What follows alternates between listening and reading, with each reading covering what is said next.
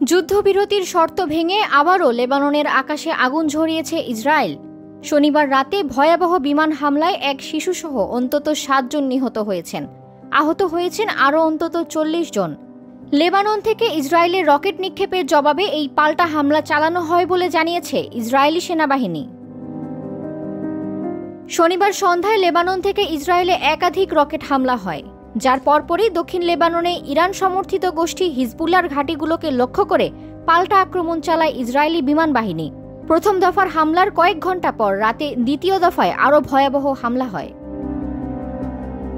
Israeli সামরিক বাহিনীর দাবি, তারা হিজবুল্লাহর কমান্ড সেন্টার, অস্ত্রভাণ্ডার এবং সামরিক অবকাঠামো ধ্বংস করেছে।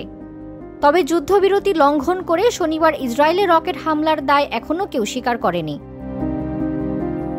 এদিকে গাজার স্বাস্থ্য মন্ত্রণালয়ের তথ্য মতে গত ২৪ ঘণ্টায় ইসরায়েলি হামলায় ৩২ জন ফিলিস্তিনি নিহত হয়েছেন।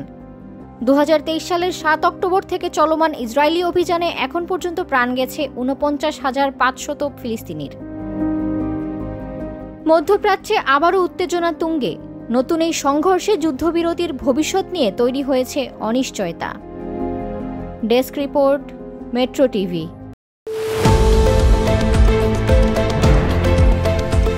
দেশের পাশে, বিশ্বের সাথে, মেট্রো টিভি।